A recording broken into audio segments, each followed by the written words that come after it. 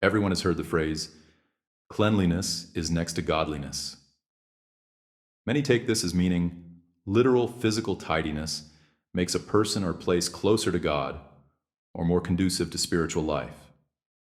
But there's much more to it than that. Today we will go over the basic steps necessary for embracing a truly spiritual life and becoming an effective practitioner of white magic or sacred magic. Spiritual or psychic hygiene conveys the idea that being moderate and vigilant about what one takes into their mind by way of media, entertainment, books, music, what sort of thoughts one entertains, what sort of company one keeps, or what one consumes physically through diet, environment, etc., all have a direct impact on one's well-being and state of vibration. See, I keep meeting these people.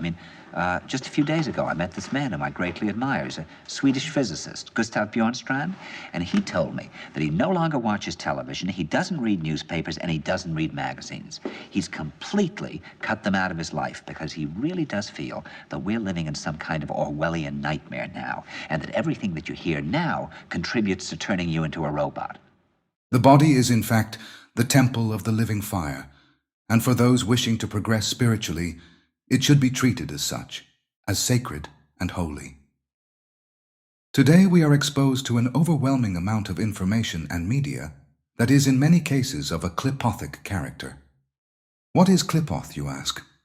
You may see it spelled various ways, due to varying approaches to transliteration from Hebrew, but this concept at its most simplified is merely evil or impure spiritual forces. In keeping with the great law, as above so below, we are exposed to more toxins in our environment than ever before. Microplastics, chemicals, pharmaceuticals, and unnatural levels of radiation via the proliferation of technologies of the internet. As a consequence, greater vigilance is required in the modern day than in the past. There is also the concept of the thought atmosphere. This is the emotional and thought energy that affects the astral and etheric planes. In the context of Kabbalistic teaching, this is Netzach and Hod interacting and producing a synthesis in Yesod.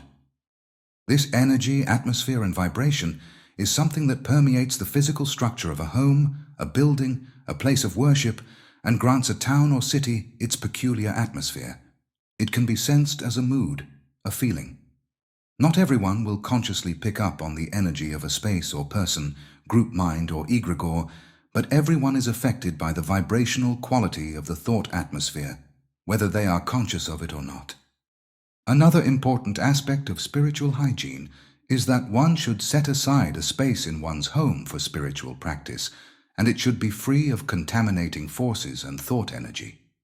Ideally, this space should be its own room, free from all outside influences, thought, and activity not conducive to the purpose the room is consecrated for. But if this is not possible, a small corner of a room that is blocked off by a screen or curtain of some kind can suffice. Do the best you can as your circumstances permit. Even if one lives alone, visiting guests, friends, family, or even people hired to do repairs should not be able to gaze upon or interact with one's sacred space. One will find over time the energy of this sacred space one has cultivated builds in its power and takes on a distinct vibration, one of healing, harmony, and peace. It becomes a kind of battery that has been charged by the activity taking place, and in turn emits a certain vibration reflecting the same. This becomes an asset for the practitioner, yet it can be adversely affected by other types of thought and feeling energy taking place in that same space. One does not want, for instance, a home office doubling as a sanctuary space for spiritual practice. It is not that the home office is necessarily negative, but it will be of the world, with its stress, tensions, rational problem-solving mode of thinking, and level of consciousness. Over time, with practice and intention, one will become more sensitive to the fact that each room in one's home has a distinct thought atmosphere due to the activity normally engaged in within that room. Truth to tell, as one grows in awareness, one will find that each person, each home, place of business, place of worship, town, city, village, or nation has a distinct vibrational signature or thought atmosphere. The benefits of respecting this advice are not trivial and will make it easier for the practitioner over time to ascend to higher states of consciousness as he or she enters this sacred space. This is due to the fact that when the individual enters this sanctuary, they will come more quickly into resonance with the vibrations of the space. One will find meditation easier in a room set aside for that purpose. The same principle applies to all magical tools, such as wands, cups, daggers, swords, pentacles, oils, incense, crystals, and indeed anything one might be using for sacred purposes.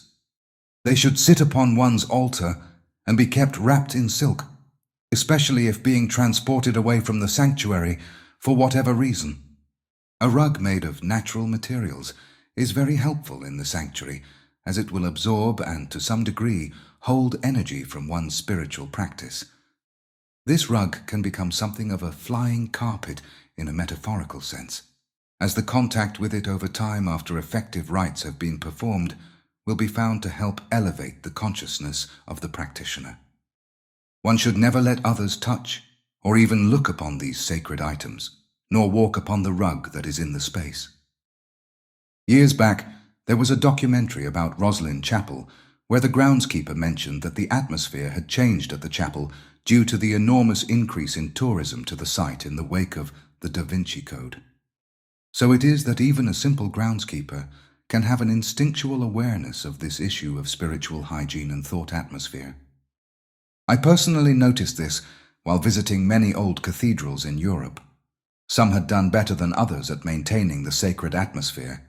Chartres in France and York in England were still very powerful places, while others felt overrun with the hustle and bustle of many tourists entering and exiting with no real regard for the sanctity of the place they were visiting.